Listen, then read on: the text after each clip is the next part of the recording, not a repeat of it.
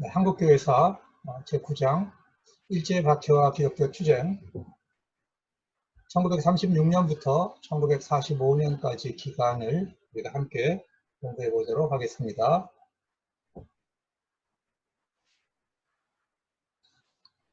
오늘 배워야 될 전체 내용을 한번 살펴보면 일제가 1930년대 후반에 가면서 일본 군들이 이제 군부 쿠데타를 일으켜서 일본의 정권을 잡고 일본의 경제적인 문제를 해결하기 위해서 이제 전쟁을 이제 수행하기 과정에서 우리 한반도를 전쟁의 병참 기지로 만들어 갑니다. 그러면서 자기들의 그 동원 체제, 전쟁을 하기 위한 동원 체제를 만들기 위해서 수탈을 해야 되니까 그 수탈을 용이하게 하기 위해서 민족을 말살하는 정책을 취하게 됩니다. 그리고 이제 종교단체법이라든지 여러 가지 이제 유형 무형의 압력을 통해서 이제 기독교를 탄압하는 정책을 쓰게 됩니다. 일본 사람들이 자기들의 전쟁을 수행하기 위한 하나의 그 이념이 필요했어요. 이념. 이 일본 전체와 식민지를 묶어내는 이념을 얘들이 이제 천황제를 삼은 거죠. 국채라는 걸 만들었는데 일본의 국채는 천황을 어버이로 해서 모든 일본이 하나의 가족으로 천황에게 충성한다. 이게 이제 일본의 국채인데 한국을 이제 거기다가 집어넣어야 되니까 신사참배를 통해서 일본의 국채를 실현하려고 한 거죠. 그러니까 신사참배는 단순히 이제 종교적 우상일 뿐만 아니라 일본의 그 파쇼 전쟁을 수행하기 위한 하나의 전쟁 이념이었고 국가 메시아주의, 신학적으로 보면 국가 메시아주의에 해당하는 그런 것이어서 이 강요에 대해서 이제 기독교가 이제 대응해가는 방식 속에서 결국에는 1938년도 장로교 총회의 신사참배 가결을 통해서 모든 교회가 굴복하게 되는데 기독교가 얼마나 견질하는가, 또 일제에 기독교인들이 또 한때는 민족 지도자였던 분들이 어떻게 부일, 친일 행각을 해가는가 하는 것을 또 우리가 아프지만 살펴야 하는 그런 부분이 있습니다. 그래서 회절이라고 이름을 붙였는데 회라고 하는 것은 이제 손상됐다는 거죠. 복음이 손상되고 절, 끊어졌다는 거죠. 기독교의 본질이 손상되고 끊어지는 시기였다. 그리고 마지막으로 이제 남아있던 기독교 항쟁이 이제 항일 운동, 민족문화 수호 운동, 그리고 마지막으로 남는 게 신사참배 거부 운동, 소수자들의 거부 운동입니다. 그리고 이제 일제는 태평양 전쟁을 준비해가는 과정에 있었고 선교사들은 이제 추방되거나 이제 전부 일선에서 물러나는 그런 결정을 하게 됩니다. 1929년에 전 세계적인 공황이 옵니다. 이 공황은 일본에도 큰 타격을 줬는데 공황의 이제 손해를 보게 되는, 가장 피해를 보게 되는 군부 세력들이 관동군을 중심으로 해서 이제 쿠데타를 일으켜서 파쇼 체제를 만들고 1931년에 이제 만주 침략을 하고 32년에 상해 침략을 하고 37년에 이제 중국을 침략하고 41년에 이제 태평양 전쟁을 일으키고 패전해 가는 과정입니다. 그러니까 15년간 전쟁 구조 아래서 우리 민족은 이제 살아야 했습니다.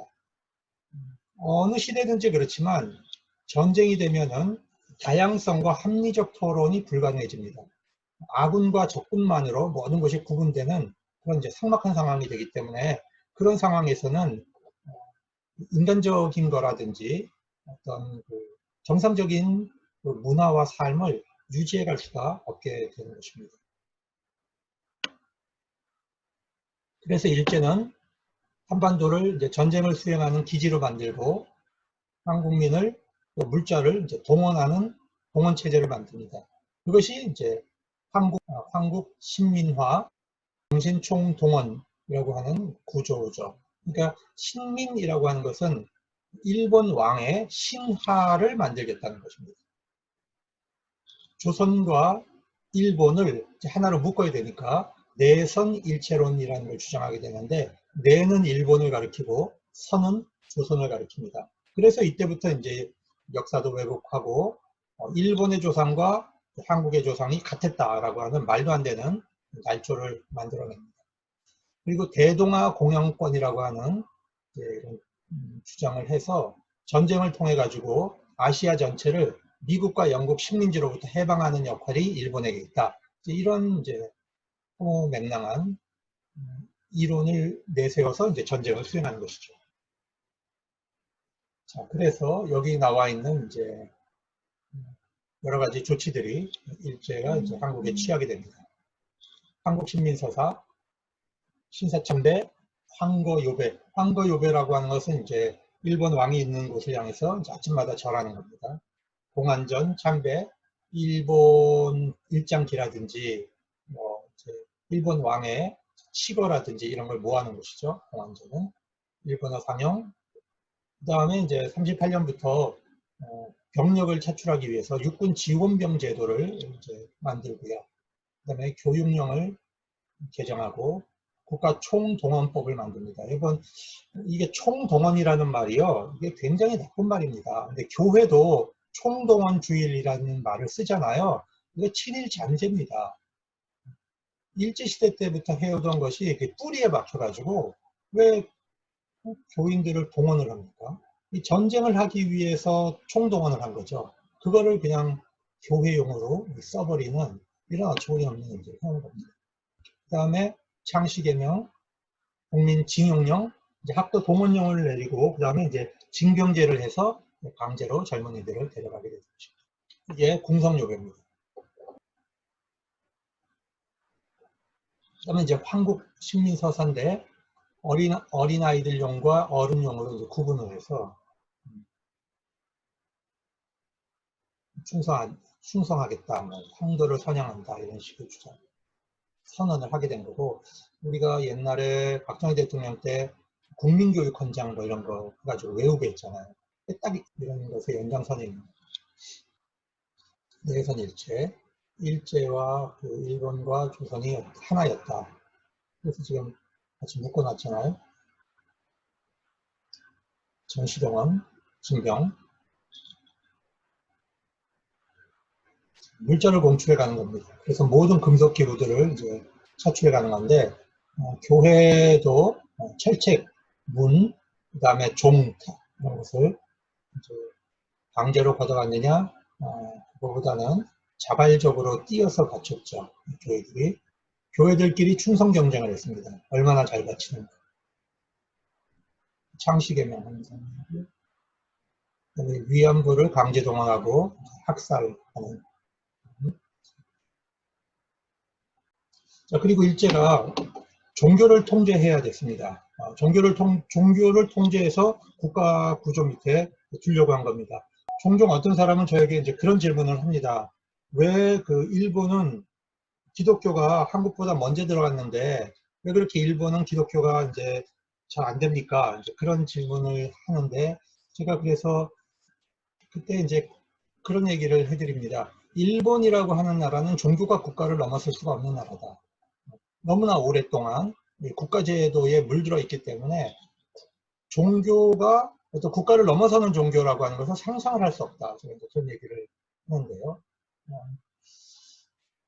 메이지 시대 정부가 들었으면서 그 메이지 전까지는 그 일본이라고 하는 나라가 이제 막부가 다스렸죠. 그러니까 쉽게 얘기하면 군인들이, 장군들이 나라를 쪼개서 통치를 했어요.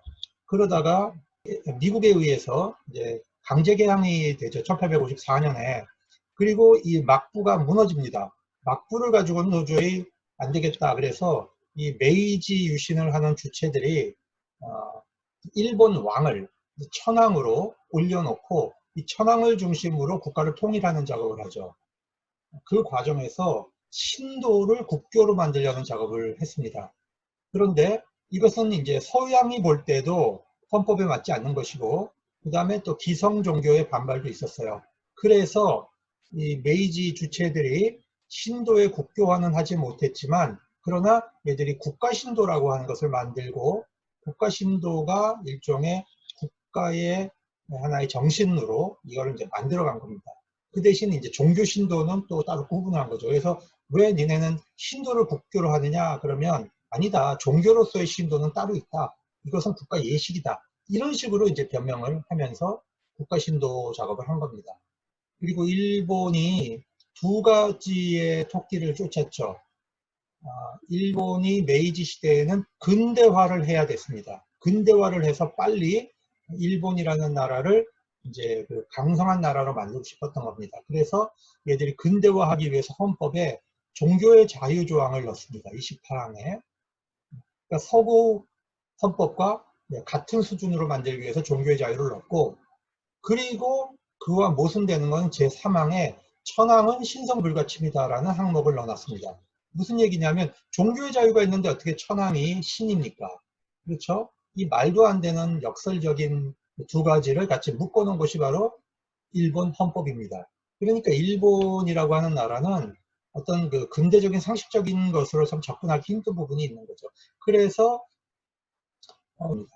우리 한국 같은 경우는 이미 중앙집권제를 해온 나라입니다. 국가가 왕권이 있어서 왕을 중심으로 중앙집권제를 해왔는데, 일본이라고 하는 나라는 군부가 다스리다 보니까 근대화를 하면서 중앙집권제를 해야 되는, 그러니까 거꾸로 가는 그런 역사를 일본은 이제 살아온 겁니다.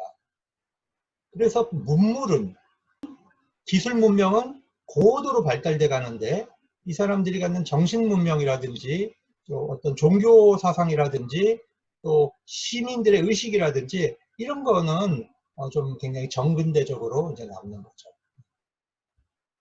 자, 그래서 종교를 국가 밑에다가 집어넣기 위해서 종교단체법을 여러 차례 이제 시도했습니다. 메이지 당시에도 시도했고요. 1898년에 실패했습니다. 1927년, 1929년에도 다 실패했어요. 그러다가 군부 세력들이 이제 권력을 잡고 1939년에 종교단체법을 통과시켜버립니다. 그래서 모든 종교 행위를 국가의 허락을 받아야 되는 그런 구조를 만들었습니다.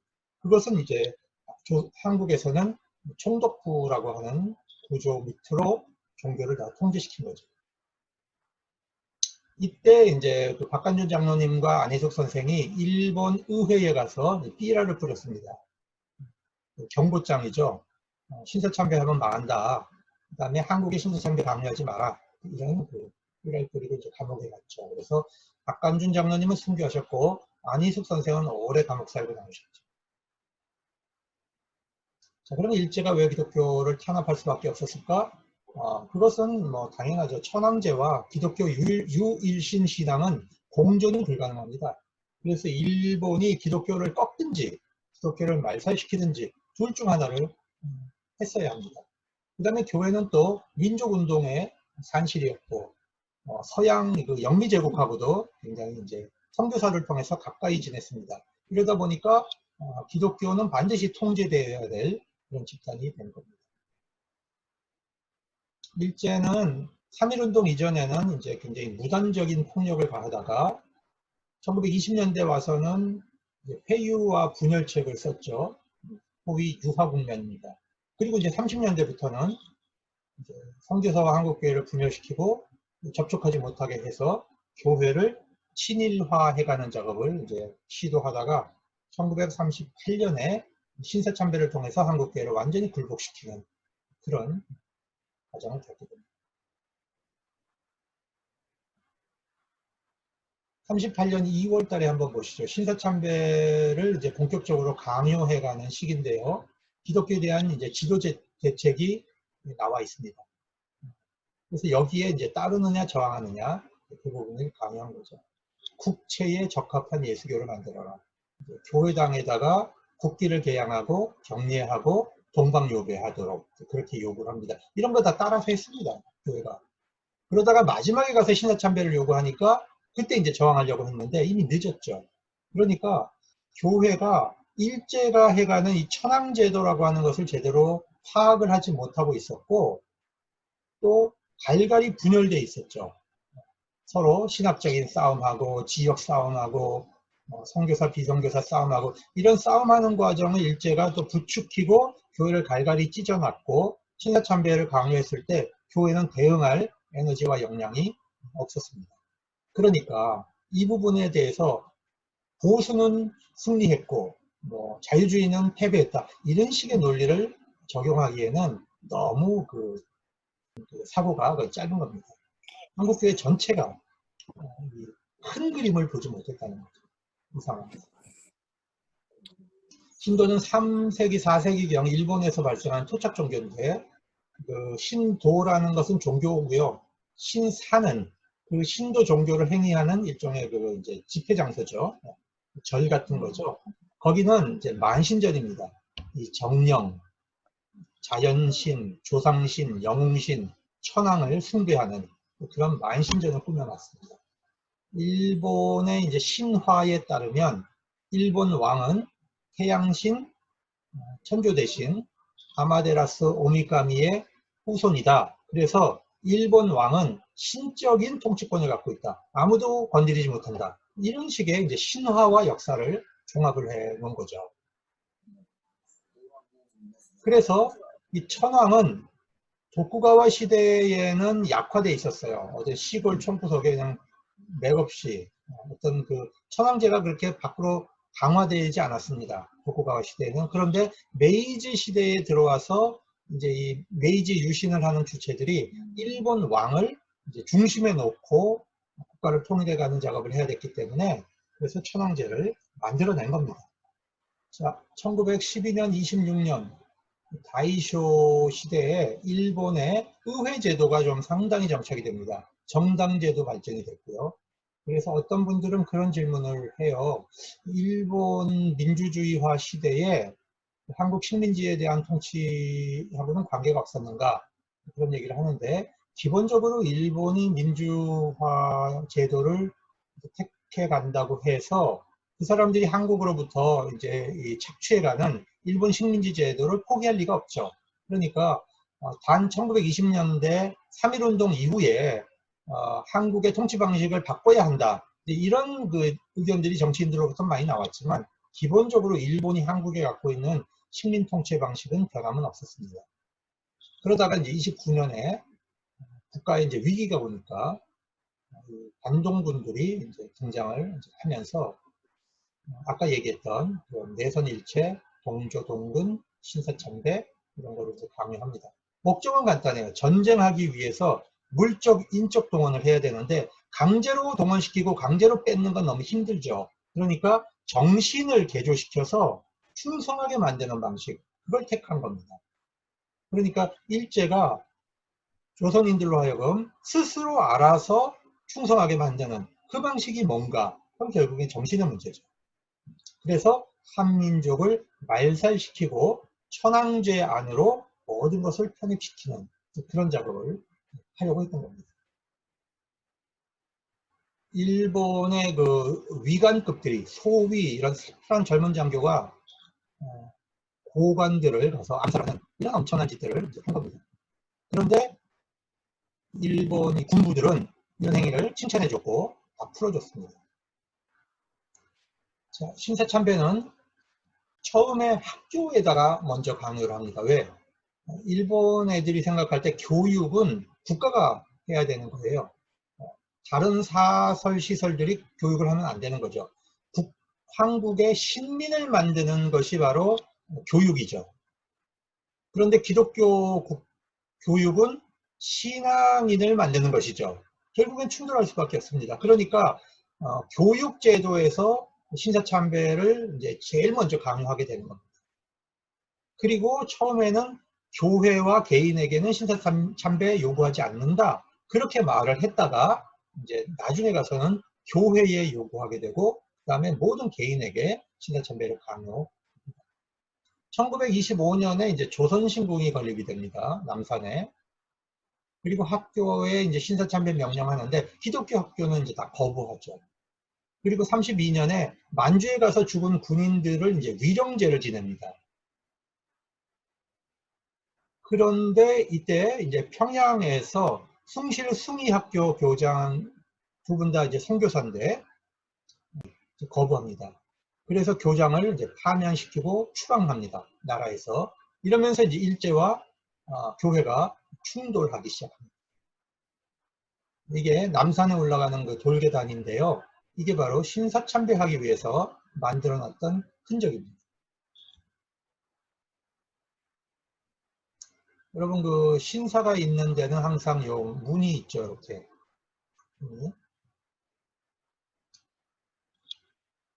자, 이제 신사 참배를 하고 있는 모습이에요. 위에가 이제 평양 신사고 밑에가 대구 신사입니다.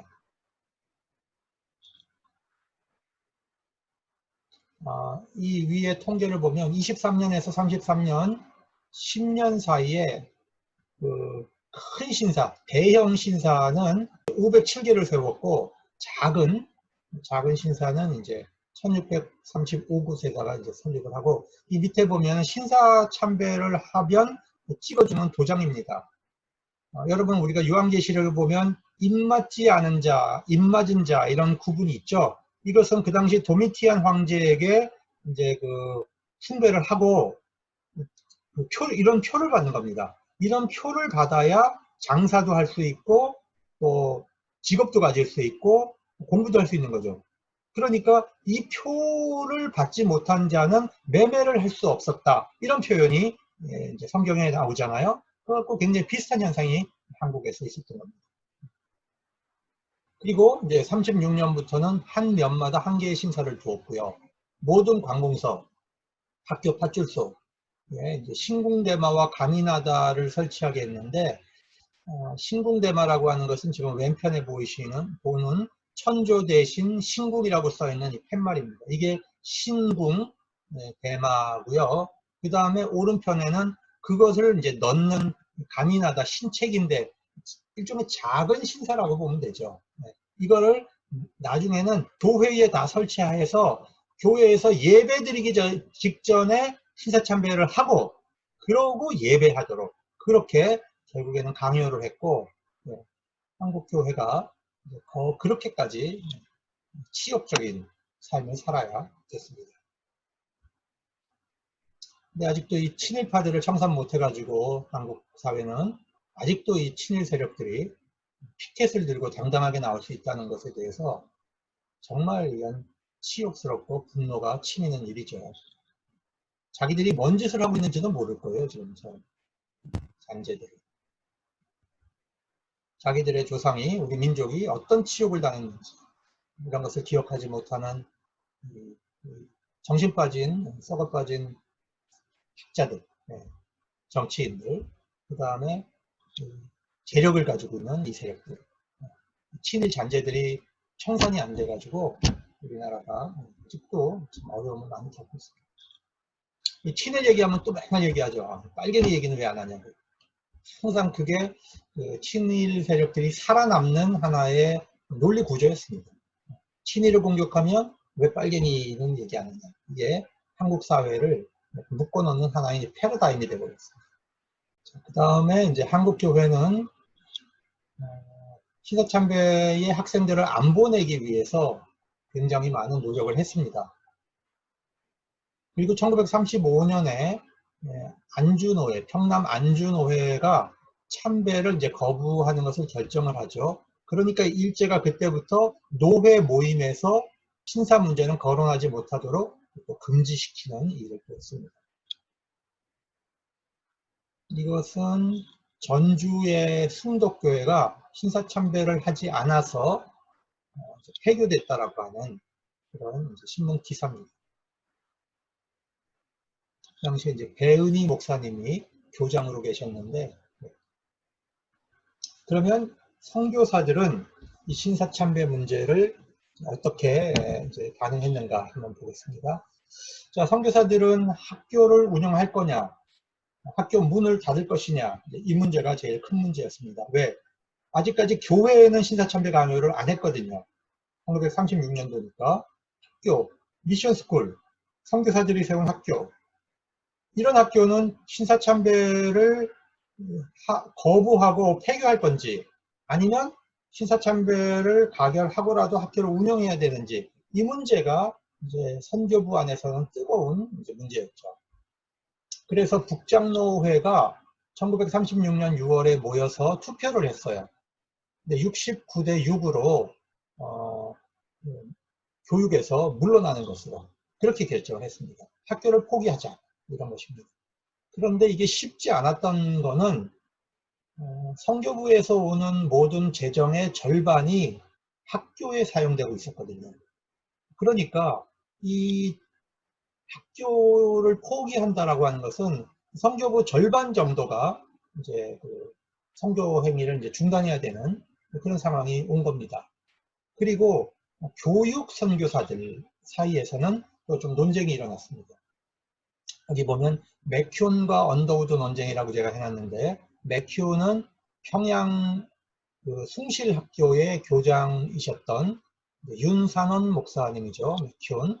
그리고 이제 언더우드는 남쪽에서 세문안교에 있었던 이제 인데, 둘 사이에 이 문제를 놓고 이제 논쟁이 있었던 거죠. 뭐냐 하면 어차피 우리가 교육에서 물러나도 한국 아이들은 일본에게 신세참배를 해야 된다. 우리가 물러나는 것, 물러나지 않는 것 상관없이 한국 아이들은 신세참배를 할 수밖에 없는 상황인데, 이런 상황에서 우리가 교육을 포기하게 되면 저 아이들은 어디 가서 교육을 받을 수 있고 어디 가서 그나마 이제 그 신앙적 증언을 들을 수 있겠냐, 이런 문제죠. 그래도 우리가 형식적으로라도 하고 아이들에게는 이제 어떤 그 계속적인 교육을 진행해 가야 된다, 이런 입장을 갖고 있는 교육 선교사들도 있었던 겁니다. 왜냐하면 선교사들은 신사참배를 안 해요. 기본적으로 일본 국민이 아니기 때문에. 그렇기 때문에 이제 선교사들 자신은 신사참배할 위험은 없었습니다. 그러니까 어차피 신사참배를 해야 되는 상황이면 우리가 교육을 하면서 아이들에게 이게 문제가 있다는 걸 알리자, 이런 입장을 갖고 있었던 선교사들도 있었던 겁니다. 입장로교는 이제 교육에서 물러납니다. 남장로교는 그 다음 해 우리는 그냥 무조건 문 닫자, 싸우지도 말고 그냥 문 닫자, 이러고 문을 닫아버립니다. 남장로교는. 남장로교의 특징이 있죠. 싸우는 거 싫어하고 신앙적으로는 이제 보수적인 신앙을 지키고, 이런 특징이 좀 있습니다.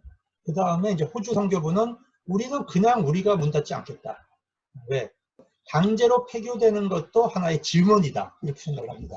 그래서 끝까지 합니다, 교육을. 그러다가 총독부에서 문 닫아라 결정하니까 그때 1939년에 공문을 보내죠. 우리에게 왜 문 닫으라고 강요하느냐, 공문 보내고 그렇게 하면 폐쇄되죠. 이런 이제 결정들을 합니다, 선교사들이. 천주교회는 초창기에는 개신교하고 같이 신사참배 반대를 하다가 교황청에서 36년에 신사는 황실 존경과 애국용사 존경을 나타나는 애국심이라고 하니까 알아서 해라, 알아서 해라, 이런 결정을 합니다. 그러니까 이제 한국 천주교회는 그걸 다 받아갖고 그냥 일거에 신사참배하는 걸로 결정을 해버립니다. 저는 왜 교황청이 일본의 입장을 이렇게 따라줬을까 좀 생각을 해봤는데, 그 당시 독일, 이탈리, 일본은 삼국 동맹을 맺고 있었습니다. 그러니까 교황청은 무솔리니의 눈치를 볼 수밖에 없었던 거죠. 무솔리니와 일본이 또 이제 손을 잡고 있었고, 이런 구조 안에서 교황청이 굉장히 정치적인 결정을 이제 했다고 생각이 드는 겁니다. 물론 이제 천주교에서는 아니라 그러죠. 감리교는 양주삼 총리가 가갖고 한 번에 그냥 우리 신사참배에 따르겠다고 결정을 해버립니다. 자, 이게 장로교와 감리교의 차이예요. 감리교는 감독제이기 때문에 감독이 모든 걸 결정해버리잖아요. 그런데 장로교는 교리와 헌법에 관련된 거는 노회가 다 결정을 해야 됩니다. 노회가 다 결정을 해서 3분의 2 이상의 결의가 나와야 어떤 총회 결정이 유효해집니다.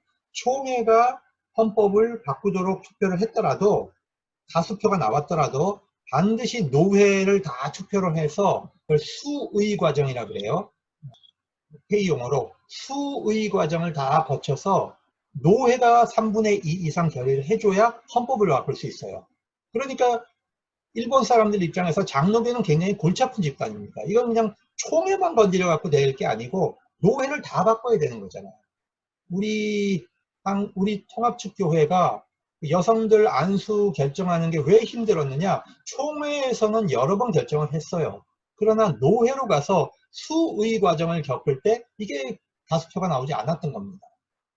그런 어려움이 있었던 거죠. 그래서 일본 애들이 노회를 굴복시키는 작업을 해요. 처음에 23개 노회 중에 17개를 굴복시켜 놓고, 그리고 1938년 9월에 이제 이걸 밀어붙이는 겁니다. 관할경찰서에서 총대들을 다 불러다가 이제 총회 가면 동의해라, 동의하기 싫으면 침묵해라, 그것도 싫으면 총대를 사퇴해라. 자, 이런 세 가지 중 하나를 결정하게 합니다. 그런데 거기 총대들이 사퇴 안 했어요. 그리고 간 겁니다. 그러니까 다 신사참배가 결정될 거라는 걸 아는 거죠. 그러니까 어쩔 수 없이 했다? 이건 정말 변명이에요. 이거는 말이 안 되는 겁니다. 그 다음에 총대당 사법형사 둘이 동행을 했고, 총회 장소는 무장경찰로 딱 둘러싸고 공포 분위기를 만들어 놓고, 거기서 이제 신사참배를 이제 가결하도록 한 겁니다. 반대할 만한 사람은 사전에 미리 다 검거를 해버렸습니다. 주기철 목사님, 최정림 목사님, 이기선 목사님, 김선주 목사님, 네 분은 이제 미리 검거가 됐죠. 캐나다 선교회는 장로교 총회가 9월 달에 신사참배를 결의한 이후에 캐나다는 우리는 학교를 지속해 가겠다, 그런 뜻으로 신사참배를 이제 수용합니다. 나머지 교단들은 다 신사참배를 다, 군소교단들은 다 가결해 버렸습니다.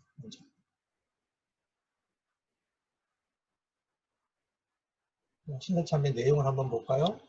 우리는, 아등이라는 건 우리라는 뜻이죠. 신사가 종교가 아니고 기독교 교리에 위반하지 않는다는 것을 이해하고, 신사참배는 애국적 국가의식임을 자각하고, 신사참배를 솔선해서 수행해서 또 국민정신 동원에 참가해서 비상시국하에 총후 한국 시민으로 적성을 다하기로 기함. 이 적성이라는 건 뭡니까? 붉은 정성이죠. 그러니까 아무튼 충성을 다하겠다, 이제. 여러분, 난세에는 권력을 탐하면 안 돼요. 이 총회장 이름으로 해놨기 때문에 홍택기 목사는 역사가 존재하는 한 홍택기 이름은 욕을 먹는 이름으로 남는 거죠. 여러분, 난세에는 권력을 탐하지 마세요. 그리고 나서는 이제 막 가는 거죠. 교회가 막 갑니다. 이 장로교 목사, 감리교 목사, 성결교 목사들이 이제 일본의 이세 신궁, 가시하라 신궁, 일본의 그 천조대신이라고 하는 것을, 천조대신을 위해서 세워놓은 신궁, 일본 왕이 있는 신궁, 이런 데 가가지고 참배하는 겁니다. 이분들이 이제 그 시대 총회 임원인데, 여기 옆에 있는 사람, 이분이 이제 김길창이라는 사람이에요. 부산에 학원 재벌이 됐죠. 그 일제시대가 끝나고 미군정이 들어왔을 때 미군정한테 이게 잘 사바사바 해가지고 엄청난 적산을 이제 불어봤습니다. 학교를. 그래서 그 모든 재산을 자식들에게 물려줘가지고 지금 이 김길창 목사 집안은 부산에서 내노라 하는 이제 사학 재벌 가문입니다. 우리나라 사학, 기독교 사학이 정말 헌신적인 분들이 있죠, 물론. 그러나 우리가 뿌리를 더듬어 올라가 보면 그렇지 않은 것도 참 많아요. 친일 잔재들이 많습니다. 총회에서 신사참배 가결한 이후에 일제가 총회 임원들을 그대로 차에 실어가지고 평양신사로 데리고 갑니다. 그래서 거기서 참배를 시키죠. 이거를 이제 그 기자가 찍었습니다. 사진은. 그래서 이제 역사에 남겨두었습니다.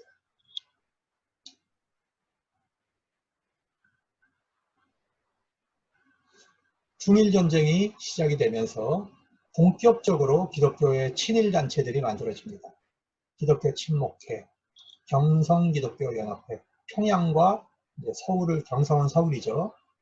서울을 중심으로 기독교 친일단체들이 만들어지고, 조선기독교연합공의회 NCC는 이제 선교사들을 중심으로 한 이제 연합기구였잖아요. 이게 해체돼 버리고 일본에 협조하는 이제 그런 연합기구인 조선기독교연합회라는 것이 만들어집니다.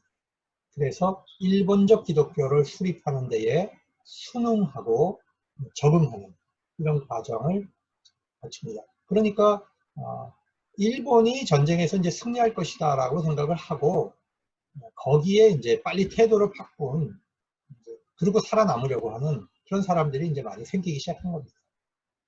전쟁이라고 하는 것은 그런 거죠. 전쟁은 중간 세력을 없애버립니다. 뭐든지 양극단만 남는 거죠. 아군과 적군만 남도록 그렇게 구조를 짜게 되어 있습니다. 이건 정치도 마찬가지죠. 중도적인 생각을 갖고 있는 다양한 생각을 가져야 나라도 발전하고 창조적인 의견도 나오는데 이거를 양극단으로 쪼개버리면 어느 한편을 쓰지 않으면 사람을 이제 매도하죠. 그러면 그것이 두려워서 사람들이 양쪽으로 갈라지고 결국엔 누구만 들어봅니까? 그 양쪽 우두머리, 좌던 우던 그 소수의 우두머리들만이 정치적인 힘을 장악하게 하는 그런 구도가 양극화 구도거든요. 전쟁은 바로 항상 그 양극화 구도를 구조합니다. 이런 구조에선 사람을 죽여도 합법화가 되죠. 이제 최근에 그 광주 학살 이야기가 이제 조금씩 나오고 있잖아요. 그 광주 학살에 동원됐던 군인들은 마취가 될 거 아니에요. 자기들은 국가를 위해서 일한다.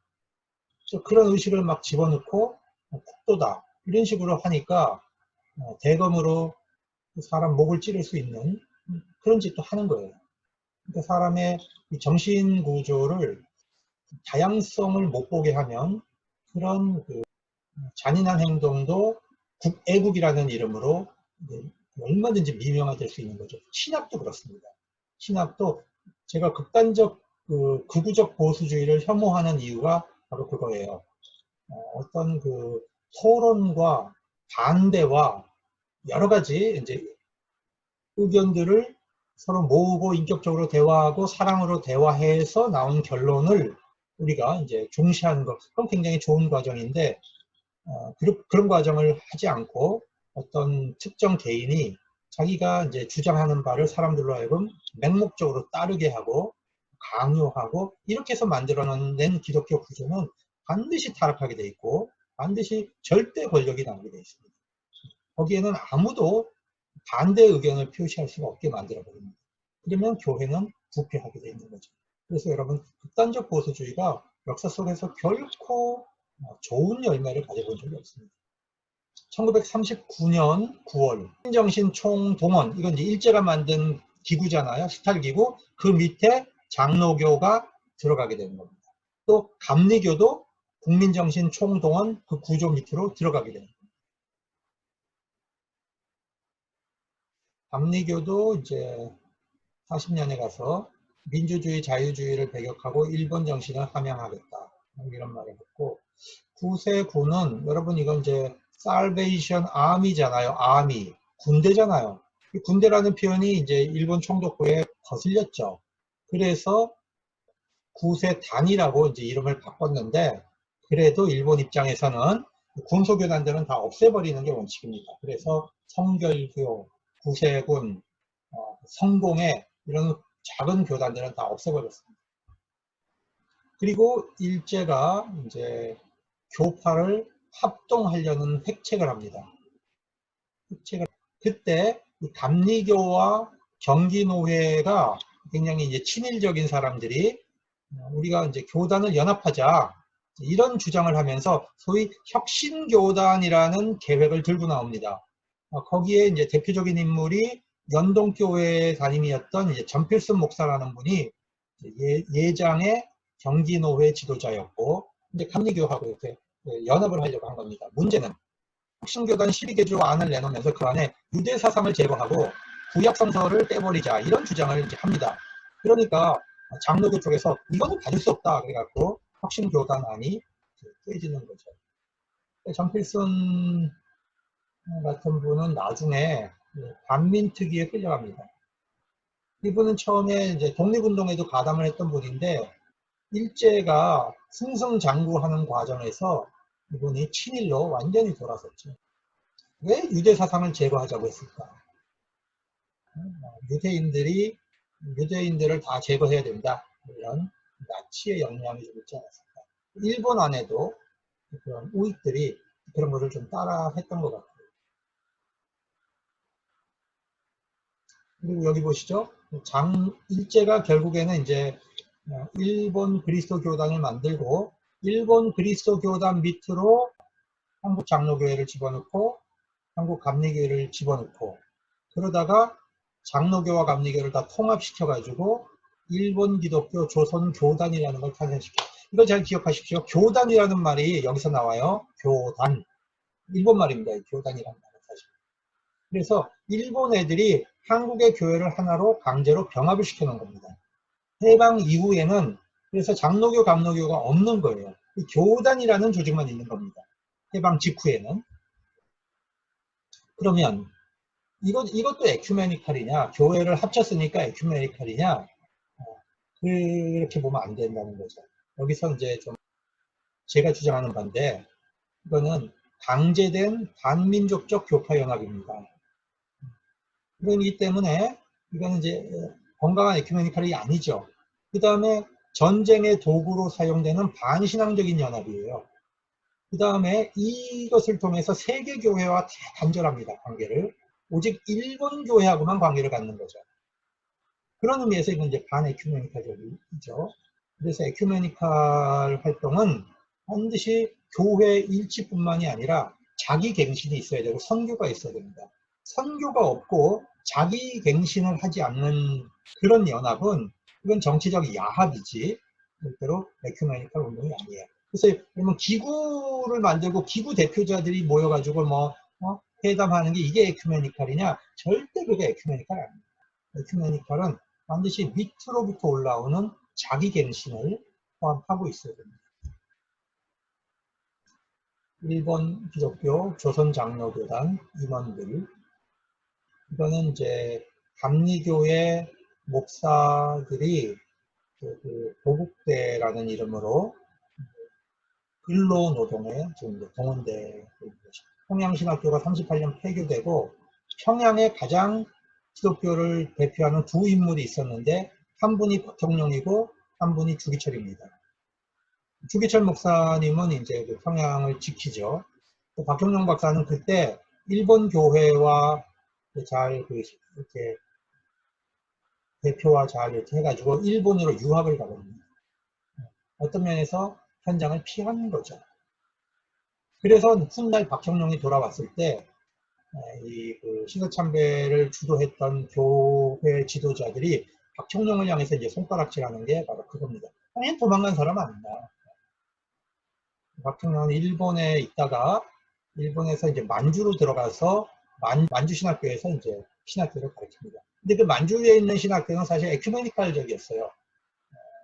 장로교, 감리교 이걸 초월해서 그렇게 해서 이제 신학교 운영을 했고 물론 거기서도 이제 신사참배를 자행이 됐지만 박형룡 박사는 신사참배하지 않는 조건으로 거기서 이제 교수를 했죠. 자, 그러니까 교회는 있는데 목회자 양성은 지금 안 되고 있는 상황이잖아요. 그리고 기존에 졸업을 못한 학생들도 상당히 남아있고 그러다 보니까 이제 남쪽에서 선교사, 반선교사 라인에 있던 분들이 조선신학교를 설립하게 됩니다. 그때 김대현 장로라는 분이 재정을 내서 신학교를 이제 시작을 해요. 이건 굉장히 높은 평가를 해야 됩니다. 왜냐하면 여태까지 신학교는 전부 선교사들의 돈에 의해서 선교사들이 세운 학교에서 신학교육이 된 거잖아요. 근데 이제 김대현 장로는 한국인이 낸 이제 그런 재정에 기초해서 한국인들이 신학을 가르쳤다는 것은 이제 의미가 있어요. 그런데 여기 보시면 이제 이거 신학교를 꾸렸던 분들이 김영주, 함태영, 조희력, 한경직, 윤인구, 김관식, 오건영 대부분의 분들이 해외 유학파들입니다. 해외 유학파들이고 또 신학적으로 좀 열려있는 사람들이에요. 여기 이제 김재준 교수도 이제 들어가 있죠. 그러다 보니까 이 조선신학교가 나중에 총회신학교가 되는데 이 신학교에 대해서 반대하는 과거에 평양신학교 출신들이 내려와서 박형룡 박사를 중심으로 뭉쳐서 이 조선신학교를 이제 사실은 공격하는 이제 그런 역사가 1950년대에 이제 시작이 되는 겁니다. 이러면서 기장이 이제 분열돼 나가는 것이죠. 조선신학교가 세워질 때 이제 복음적 신앙에 기해서 기독교 신학을 연구하고 충량 유희완 한국의 기독교 교육자 양성한다. 자, 이 부분이 이제 비판의 대상이 되는 거죠. 그러면 친일을 전제로 하고 니네가 신학교 운영한 거 아니냐 이런 비판을 하는데, 이분들 입장에서는 아니 전쟁 하에서 이 정도의 표현을 못하고 어떻게 학교를 운영할 수 있느냐, 그 상황에서 어쩔 수 없는 상황 아니었냐, 이제 이분들 입장에서는 그렇게 얘기를 하는 것이고요. 공격하는 사람들은 니들이 이제 한국의 기독교 교육자 양성한다고 학교 세우지 않았냐, 이런 식으로 또 공격을 하는 거죠. 참 양쪽 다 우리가 그 입장을 잘 들어봐야 되는 그런 상황이 되는 겁니다. 역사라는 게 참 이럴 때는 힘들어요, 평가하기. 남쪽에 조선신학교가 운영이 되니까 북쪽에서도 우리도 북쪽에서도 신학교 운영해야지, 그리고 총독부의 인가를 이제 받는 조건으로, 신사참배하는 조건으로 후기 평양신학교가 이제 시작이 되는데, 이제 채필금 목사입니다. 그래서 황민아를 위한 목사 재교육을 하겠다는 목적을 가지고 평양신학교가 또 열리게 됩니다. 사실은 이 남쪽 조선신학교만 욕할 게 없는 게, 평양에서도 똑같은 얘기를 하면서 조선신학교를 열었잖아요. 그죠? 근데 훗날 이제 조선신학교를 욕할 때 이 부분을 갖고 욕한다고요. 후기 평양신학교는 욕을 안 하고, 제가 볼 때는 똑같은데 양쪽이. 이런 면에서 좀 이율배반적이에요. 그 다음에 감리교 신학교도 이제 일본의 황도 정신을 교육하겠다라는 타협을 하고 신학교를 운영합니다. 그렇게 해서 이건 평양신학교의 모습인데, 일장기 놓고 이렇게 하는 거죠. 어쩔 수 없었죠, 뭐 시대는 사실. 나라가 없는데 식민지에서.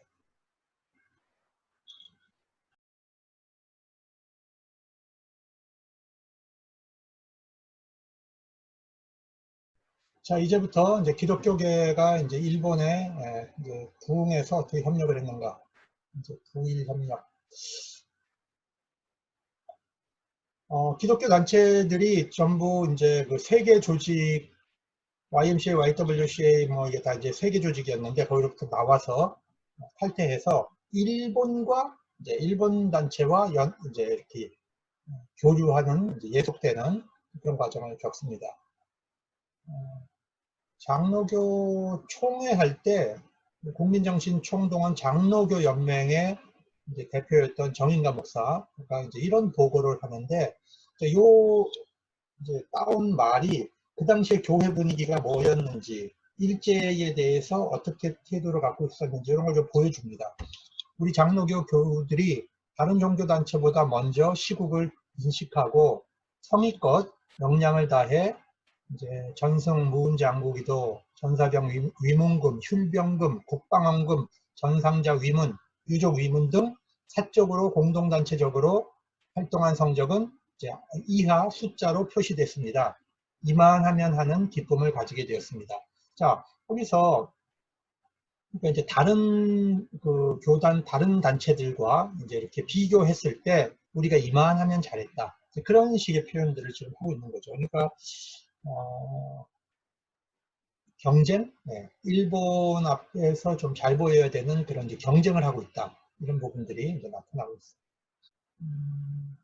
이것이 이제 국방헌금, 그 다음에 이제 여성 교인들이 이제 부일 행각에 동원되는 것, 신궁에 가서 청소하는 것, 그 다음에 여기 보시면 장로교 연맹이 실천 성명서를 발표하는데, 41년에 전쟁 시기죠.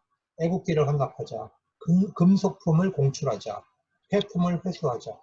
그래서 조선 장로교도 애국기를 헌납합니다. 애국기를 헌납하니까 일본 해군이 그 비행기 이름을 조선장로호라고 붙여놨습니다.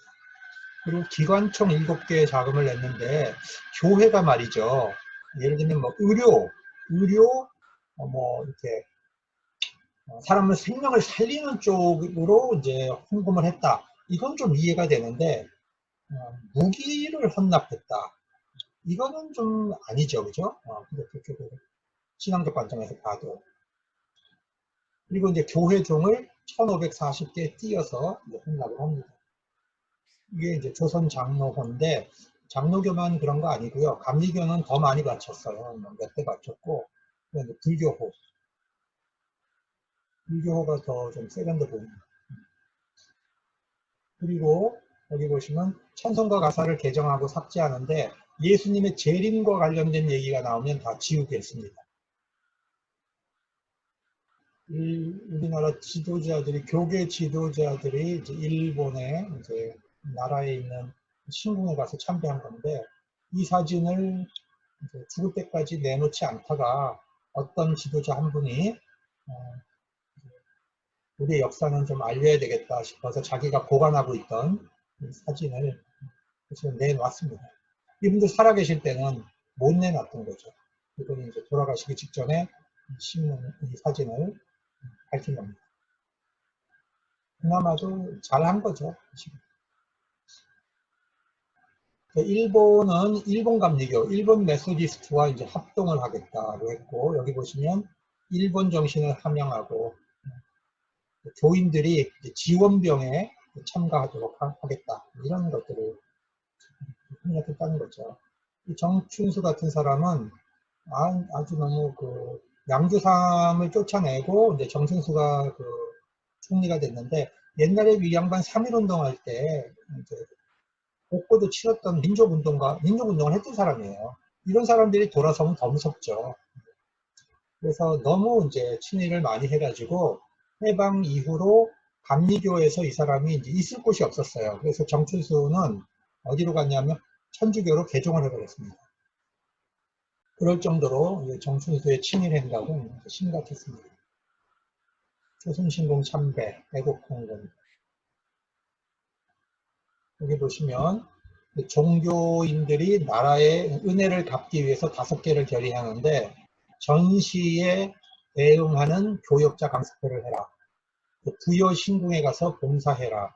교회당의 부속공지는 피난소, 집회소, 특별작업장으로 써라.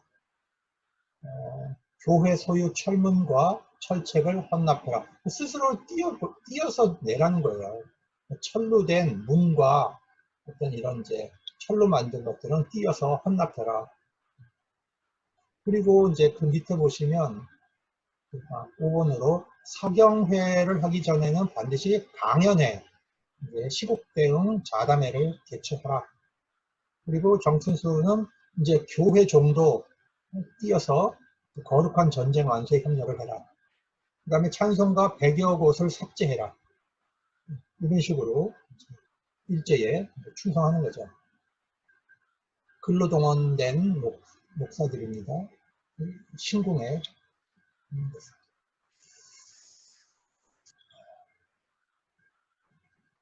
여기 보시면 이제 조선감리교단이 44년에 비행기 3대 혼납을 했고 34개 교회를 철폐했습니다. 왜 그랬냐면 교인들이 줄잖아요. 교인들이 주니까 교회를 축소해야 되는 거죠. 그러니까 이제 교회를 통폐합하고 모이지 않는 교회들은 다 파는 거죠. 사람들이 모이지 않는 34개 교회는 철폐하고 팔아서 그 돈으로 일본의 이제 비행기 3대 값을 헌납한 거죠. 물론 이제 총독부의 압력이 있었겠죠. 어쨌든 그러나 그것이 비판을 피할 수 있는 것은 아니라고 봅니다. 자, 44년 기독교 신문에는 이런 말이 나왔습니다. 유대 사상을 배제해야 된다. 그렇기 때문에 구약을 성경에서 쓰지 말자. 그 다음에 신약의 묵시록에는 재림 사상이 나오니까, 재림 사상을 왜 싫어했냐면 재림하면 심판을 하잖아요. 그죠? 심판을 받아야 되는데 그러면 천황도 심판받느냐? 자, 이 문제가 나오는 겁니다. 그럼 천황도 심판받는다 그래야죠. 그러면 이건 일종의 뭐예요? 왕실 모독이고 천황 모독이 되는 거죠. 이건 불경제에 해당이 되는 겁니다. 그래서 요한계시록을 성경에서 지우도록 합니다. 4개 복음서만 가지고 설교해라. 자, 여기 보면 황도 문화관이라는 걸 이제 감리교에서 설립을 했는데 이제 엄청난 일들을 했어요. 그러면 목사들에게 일본 정신을 강의하는 건데, 신과는 그러니까 신도의 중입니다. 신도의 중이 인솔을 해서 미소 기바라이라는 걸 하는 겁니다. 미사 기바라이라고 하는 것은 이제 청정인데 씻어내는 거죠. 깨끗하게 씻어내는 건데 기독교인들에게는, 목사들에게는 예수 서양 귀신 믿었던 거 이거 씻어내는 거예요. 씻어내고 일본 정신으로 다시 새롭게 그 미소 기바라이를 하고 이제 남산까지 뛰어 올라가서 훈도시 바람으로 뛰어 올라가서 신궁에 참배하게 하는 이런 일들을 목사들이 했단 말이에요. 그래서 여러분 이거 보시면 이게 바로 미소 기바라이라는 거예요. 이런 사진이 왜 남아 있을까요? 일본 사람들이 찍었을까요? 아니죠. 자기들이 이렇게 일본에게 충성했다는 걸 남기기 위해서 찍는 거죠, 사진은. 대부분의 남아있는 사진들이 그런 겁니다. 1944년 이제 총독부가 기독교에 대해서 이제 10가지 이제 조항을 실천하라고 이제 발표하는데, 구역을 쓰지 말고, 재림 나오는 거 쓰지 말고, 최후 심판은 다 삭제해라. 교회를 병합해서 한 지역에 한 개만 둬라. 자, 모든 교회 안에 신사를 설치해라. 그리고 선교 대신이라고 하는 팻말을 붙여라. 그 다음에 교회 목사와 임원들은 모두 미소 기바라이 해라. 일주일에 한 번 1시간 넘지 않게 예배 모임을 하고 사전에 허락을 받아라. 일요일에도 평상시 같이 일해라. 기독교인은 신사참배의 지도자 역할을 해라. 그 다음에 서구식 건물은 다 일본식으로 고쳐라. 한국교회는 일본 교회와 긴밀한 관계를 유지해라. 이게 이제 총독부 지시사항입니다. 그래서 모든 교회 안에 신사를 둔 거예요. 그러면 기독교 지도자들이 왜 그렇게 이제 타협으로 가고 배교로 갔을까? 변절의 원인은 첫째는 일제의 간악한 탄압입니다. 그런데 두 번째는 희망을 상실한 거예요. 우리가 그랬잖아요. 믿음, 소망, 사랑, 이 세 가지가 항상 같이 있다. 항상 있다. 그러니까 우리가 희망을 잃는다는 건 믿음을 잃는 거고, 믿음을 잃는다는 건 희망을 잃는 거죠. 그러니까 독립에 대한 희망을 우리가 상실했기 때문에 그 수많은 민족 지도자들, 수많은 민족 운동가들이 전향을 하는 거죠. 그래서 우리가 중요한 교훈을 배워야 됩니다. 그러면 희망을 붙들 수 있었던 사람들은 누군가? 이거는 신학적으로는 극단적이지만 주님 재림을 기다리는 종말론자들. 종말론자들은 그 희망을 포기하지 않고 뻗칠 수 있었던 거죠. 그래서 여러분 신사참배에 저항했던 사람들은 그 신앙의 형태들이 예수 재림을 기다리는 종말론적 신앙을 갖고 있는 사람들이었어요. 여기서 우리가 종말론 신앙이 얼마나 중요한가 하는 것을 우리가 또 기억을 해야 됩니다. 남들은 비판할 수 있겠죠. 보수주의자다, 편협하다. 그렇지만 그 종말론 신앙이 끝까지 버티게 해준 힘이었습니다. 수많은 그 기독교 지도자들이 이제는 이제 전쟁 협력을 이제 강의하러 다니는 그런 일을 하게 됩니다. 백낙준, 신흥우, 뭐 여기 있는 인물들이 다 영미에서 공부를 한 사람들인데, 그러다 보니까 이제 영미를 비판하는 그런 강연에 동원이 되는 거죠. 양주선, 다 미국 유학파들이잖아요. 백낙준은 우리나라 최초의 예일대학에서 교회사로 박사학위를 했던 분이죠. 자, 여기 보시면 진짜 가관입니다. 가관. 최태영은 조선을 일본에 넘긴 것이 하나님이니까 우리가 하나님을 섬기듯이 일본을 섬겨야 된다고 생각한다는 거죠. 징병제를 애들 군대 내보내라 그 소리죠. 유각경, YWCA 지도자였죠. 어머니 자신이 가질 대화혼, 일본의 혼이라는 거죠. 내지의 어머니들을 근본적으로 본받을 때가 이때입니다. 이 얼마나 기쁜 일입니까? 박마리아 씨는 자식을 둔 고랑, 어미 된 면목이라는 글을 썼는데, 징병제 애들 내보내라는 거예요. 김말란, 징병제와 반도 여성의 각오라는 글에서 이런 말을 합니다. 우리는 아름다운 웃음으로 아들과 남편을 전장에 보낼 준비를 해야 된다. 만일 남편 아들의 유골이 오면 눈물 내지 않고 조용히 맞아들일 준비를 해라. 이건 김말란의 얘기입니다. 이게. 국가를 위해선 생명도 바쳐야 된다. 남편도 아들도 모두 국가에 속한 것이다. 김말란을 만들기 위해서 미국 교회가 얼마나 많은 그 에큐메니칼 장학금을 줘가지고 공부를 시켰습니다. 네. 이렇게 된 거죠. 그리고 더 제가 좀 섬찟했던 거는 밑에 조광이라고 하는 데 나오는 글인데요. 희생의 투구를 쓰고 적성의 갑옷을 입고 긴장과 자각으로 허리띠를 메고 제1선 장병과 보조를 같이하여 도의를 무시한 물질제일주의 서양 문명을 박차버리고 동아의 천지로부터 미형을 격퇴하자. 여러분, 근데 이 앞에 쓴 문장이 성경이에요. 그죠? 성경에 있는 걸 인용해서 지금 이걸 쓴 거죠. 이 양심이 있는 사람인가, 이게. 성경까지 인용을 해요. 이런 말 쓰면서. 그래서 김말란을 이명직, 성결교에서 뭐 하나님 다음으로 존경받는 사람입니다. 이렇게 말합니다. 우상숭배 아니냐, 형사가 물으니까 신자참배가 아니다. 인간의 형태와 동물의 형태가 없기 때문에 우상숭배 아니다. 문부 대신도 종교와 신사는 별개라고 말했다. 아니, 신사 문제는 목사가 판단할 거지. 신사 우상인가 아닌가를 문부 대신이 판단합니까? 이건 목사가 할 일 아니에요. 우리 신도들은 신사참배를 하지 않으면 안 됩니다. 나의 가르침은 저들 장로교와는 전혀 다릅니다. 이 당시에 장로교는 신사참배 반대하고 있었거든요. 그러니까 성결교회가 살아남기 위해서 이렇게 한 겁니다. 성결교 서울신대 안에서는 이명직의 이 행위를 이제 계속 감추죠. 그러나 또 양심적인 사람들은 이거 얘기해야 된다고 하는 사람이 있죠.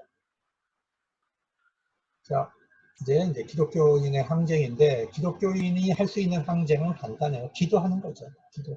하나님 앞에 저 일본 놈들 빨리 물리쳐 주시고 우상 숭배하는 거 빨리 끝내게 해주십시오. 많은 그리스도인들은 어쩔 수 없이 신사에 동원됐지만 이분들 마음속에는 그런 얘기를 해요. 신사 앞에 가서 내가 기도했다. 저 우상 숭배하는 놈들 빨리 망하게 해달라고 우리가 하나님 앞에 기도했다. 그런 얘기들을 많이 하셔요. 자, 일본 애들이 이제 마지막으로 남아있는 기독교 민족주의 세력을 두 개를 이제 뿌리 뽑는 작업을 합니다. 첫 번째가 미국의 안창호가 만든 흥사단이라는 조직이 있습니다. 국내에 흥사단의 국내 지부가 동우회였습니다. 동우회. 그 다음에 또 하나는 미국에서 이승만 박사가 만든 동지회라는 게 있었습니다. 동지회. 근데 이승만 박사의 이 동지회의 국내 지부가 흥업브라크라는 것이 있습니다. 그러니까 안창호와 이승만으로 대표되는 두 민족 지도자들이 미국에서 활동하면서 만든 이제 운동 조직이 있는데 그 지부가 한국에 두 개가 있었어요. 하나가 동지회고 하나가 흥업브라크인데 이 동지회는 주로 서북 분들로 이제 구성이 되어 있습니다. 안창호가 서북 사람이니까 서북 분들로 구성이 되어 있고 이승만을 중심으로 했던 이 국내 조직은 주로 YMCA를 중심으로 만들어져 있는 두 개 조직이 있었습니다. 일제가 이 조직을 와해시키는 과정에서 어떤 방법을 썼냐면 잡아다가 사상 전향서 하나만 쓰면 내보내주겠다. 자, 그걸 이제 얘기한 겁니다. 여러분, 우리가 제일 그 변절되는 첫 번째 단계가 뭐냐면 가장 쉬운 걸 하는 거예요. 쉬운 거. 여러분, 사상전향서 종이 한 장, 이거 아무것도 아니거든요. 아무것도 아니라고 느껴지거든요. 근데 여러분, 그걸 쓰는 순간 나와서는 아무것도 못합니다. 옛날에 우리 그 학생운동 할 때도요, 경찰들이 잡아다가 전향서를 쓰라 그래, 전향서. 근데 내가 사회주의자가 아닌데 내가 왜 그걸 쓰냐고요. 뻗치죠. 근데 이제 고문에 못 이겨서 그걸 쓰고 나오잖아요.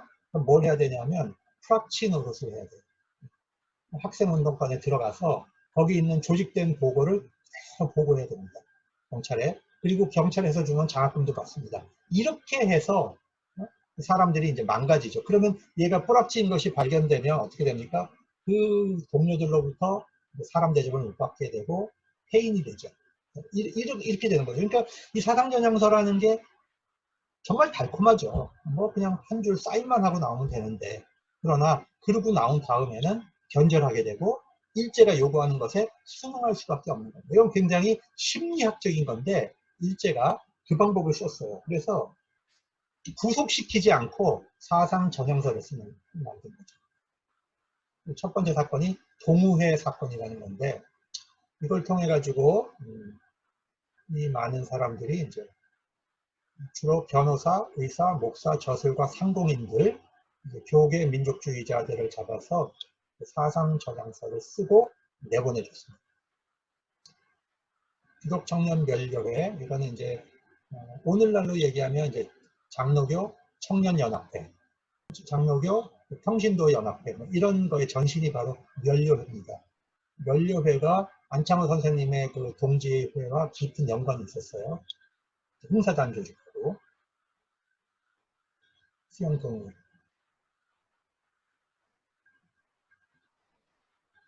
통합그룹은 주로 이제 YMCA 간부들을 중심으로 굉장히 많은 100여 명 이상의 조직들이 있었는데, 조선기독교 연합회, 조선기독교 감리회, 조선물산 장로회, 조선교육회, 우리친목회, 조선어학회, 신간회, 적극신앙단 지도자들, 이런 분들이 다 연관되어 있었던 거죠. 그래서 여기도 보면 사상전향서 발표 후에 6개월 만에 기소유예를 다 풀어줬습니다. 이제 끝으로 이제 남은 건 두 개죠. 하나는 이제 민족문화운동이고 수호운동이고, 하나는 이제 신사참배 저항운동인데, 자, 끝에 가서 일제가 민족을 말살시키려면 정신을 죽여야 되죠. 한국 사람들은 정신을 뺏기지 않기 위해서 국학을 수호하려는 운동을 했습니다. 학자들이. 국학은 주로 뭡니까? 국어, 우리 말이죠. 국문, 우리 글입니다. 말과 글을 지키려고 한 겁니다. 그 다음에 역사죠. 말, 글, 역사. 이건 이제 정신이잖아요. 이걸 지키려고 하는 이제 학자들이 있었는데, 일제가 잡아다가 조선어학회라는 사건을 만듭니다. 고문을 해가지고. 그래서 이제 이분들이 감옥에 가고 옥중에서 돌아가시기도 하고 이렇게 되는데, 그 학자들이 누구냐? 주시경, 이은재, 김윤경, 정태진, 정인성, 장지영, 최선배, 이런 분들입니다. 그래서 이은재 선생은 이제 안동교회 장로님이었는데 감옥에서 돌아가셨고, 김윤경 선생은 정동교회 장로였고, 장지영 선생은 이제 물론 기독교인이 아니죠. 그다음에 최연배 선생은 이제 세문안교회 집사님이었는데, 이분은 이제 나중에 연세대학교에서 가르치셨죠. 네, 서울 최연배 선생의 모습입니다. 한글이 목수입니다. 이런 글을 썼습니다. 62년에 이제 광고훈장 독립장을 수여했고, 68년에 광고훈장 독립장을 또 취소했는데, 여러분 이건 이제 박정희 대통령 당시잖아요. 박정희 대통령은 그래도 그 독립운동한 사람들에게 훈장을 줬습니다. 자기는 일본군 출신이지만 그것도 아니지. 근데 이승만 박사는 아무에게도 훈장을 주지 않았어요. 독립운동한 사람. 그 이승만 박사 시대에 독립운동했던 사람들이 어떤 대접을 받았는가 하는 걸 알 수 있죠. 강병주 목사님은 이제 조선어학회에 있던 유일한 목사님입니다. 이분은 우리 강심영 목사님의 아버지 되시는 분이에요. 강병주 목사님. 그래서 이분은 3.1 운동에도 이제 옥고도 치르셨고, 신사참배 반대 운동으로 구속도 하셨고, 맞춤법, 한글 맞춤법에 맞추어서 성경을 번역하자, 이제 이런 주장을 하셨는데, 이게 이제 총회 통과가 안 됐죠. 이분은 자식들이 이제 편지를 보내면 편지를 받아가지고 글이 맞춤법에 틀린 것이 있으면 빨간 줄로 고쳐갖고 자식들한테 다시 보냈대요. 한글을 잘 써야 된다 그러면서. 그리고 길 가다가 이제 간판이 맞춤법에 안 맞게 돼 있는 간판이 있으면 그 가게에 들어가신대요. 그래서 필요 없는 물건도 사신대요. 그리고 주인에게 나중에 간판 될 때는 고쳐서 하고, 그렇게 말씀하셨답니다. 강병주 목사님. 조선어학회 사건이 남긴 그 결과가 바로 조선말 큰사전인데요. 조선어학회 지음. 이분들이 이제 체포되던 당시에 어떤 일들을 하고 있었냐면, 조선말 사전을 만들려고 굉장히 이제 10수년간을 제자들을 시골 각처에 보내가지고 우리말을 조사를 했어요. 그런데 이제 일제가 그거를 조사하는 과정에서 그 연구된 것들을 다 뺏어가지고 다 그 소멸시켜 버렸습니다. 그러니까 얼마나 이게 기가 막힌 겁니까? 그게 남아야 이제 우리 말이 보존이 되는 겁니다. 그런데 이제 다행스럽게도 일제가 패망한 이후에 9월 달에 서울역, 경성역 창고에서 미처 얘들이 그걸 버리지 않고 두고 간 것이 발견됩니다. 그래서 조선말 큰사전이 발간이 될 수 있었어요. 그리고 우리가 이제 또 한 분 기억해야 될 어른이 이제 남궁옥 이제 장로님인데, 이분은 일제가 이제 그 사쿠라, 이 벚꽃을 이제 한국 전역에다가 심고 보급을 하는 것을 보고, 이건 이제 민족의식을 말살시키는 정책이었죠. 그래서 남궁옥 선생은 무궁화 보급 운동을 합니다. 강원도 홍천 모곡이라는 지역에 교회도 세우고 학교도 세우고 무궁화를 심어서 전국의 무궁화 묘목을 이제 보내주는 그런 운동을 하는데, 일제가 이분은 이제 감옥에 보내고 묘목 8만주를 불질러 버리는 그런 사건이 있었습니다. 남궁옥 선생은 원래 우리 조선 말기에 이제 관료여서 건축 쪽 일을 담당했는데, 파고다공원, 지금의 종로 3가에 있는 탑골공원을 이분이 이제 세우는데 책임을 맡았던 분입니다. 그 다음에 이제 황성신문을 창간하셨고, 우리 찬송가 중에 삼천리반도 금수강산 하나님 주신 동산, 이 찬송가의 작사자가 바로 남궁옥 선생입니다. 그리고 무궁화를 보급하고 전국적으로 이제 아이들에게 무궁화 노래를 가르쳤어요. 그래서 우리가 왜 한때 무궁화 꽃이 피었습니다, 그런 놀이도 하고 그랬잖아요, 그죠? 이게 바로 무궁화를 통해서 민족 말살 정책을 지키려고 했던, 민족 말살 정책에 저항하려고 했던 그런 운동의 일환이었습니다. 여러분 강원도 모곡에 가시면 한번 꼭 여기 들러 가시기 바랍니다. 남궁옥 선생님이 새벽에 올라가서 기도했던 장소입니다. 무궁화 마을이고요. 이거는 이제 남궁옥 선생님이 여자아이들을, 소녀들을 교육하면서 수예를 배우잖아요. 수예를 배울 때 우리나라 지도를 무궁화로 이렇게 수놓을 수 있도록 그런 시간을 가졌답니다. 그리고 이제 신사참배 거부운동인데요.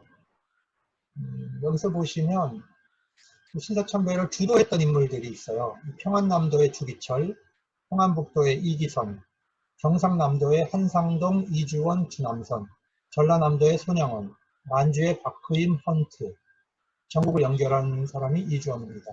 그런데 여기서 재밌는 거는 경남 분들이 주도적인 역할을 한 거예요. 경남이. 평안남도도 주기철 목사님이 경남 사람이죠. 그 다음에 전라남도 손양원 목사님도 경남 사람입니다. 참 희한해요. 왜 경남이 이렇게 강력한 신사참배 반대 운동을 앞장설 수 있었을까? 이 부분이 이제 제 박사 논문에서 이제 한 챕터가, 이 부분이 바로 이제 제가 연구했던 부분입니다.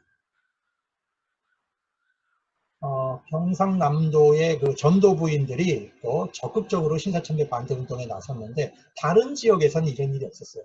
여전도회 연합회가, 노회 연합회가 신사참배 반대 운동을 이제 돌아다니면서 적극적으로 합니다. 거기에 대표적인 인물이 이제 최덕지 목사님인데, 훗날 이분이 이제 재건교회라고 하는 교회에서 1955년에 장로교단으로서 최초의 목사 안수를 합니다. 최덕지 목사 55년에. 그 다음에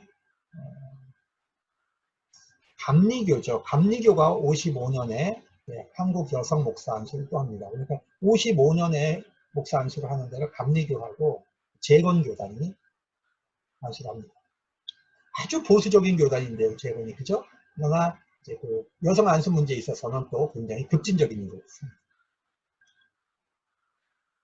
이분들은 이제 옥에서 나온 분들입니다. 옥중 선배들.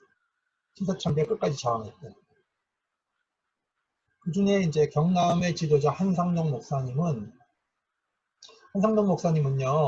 원래 큰 집으로 양자를 갔어요. 저도 어렸을 때 큰 집으로 양자로 보내졌거든요, 7살 때. 근데 이제 이분도 큰 집에 양자를 보내졌는데 큰 집에 아들이 없어서 제사 지내라고 보낸 겁니다. 그런데 이분은 20살에 예수를 믿고부터 제사를 안 지내는 거예요. 그러니까 문중으로부터 매도 맞고 쫓겨나기도 하고 계속 그러는데, 이제 큰어머니죠. 큰어머니가 자식이 없는 걸 한탄하고 목을 매요. 다행히 돌아가시지는 않았는데, 그 사건 때문에 한상동은 문중에서 매를 맞고 쫓겨나죠. 자, 그런 경험이 있는 거예요. 그러니까 경상남도 쪽에서는 예수를 믿었다는 이유로 그렇게 박해받은 경험들이 다 있는 거예요.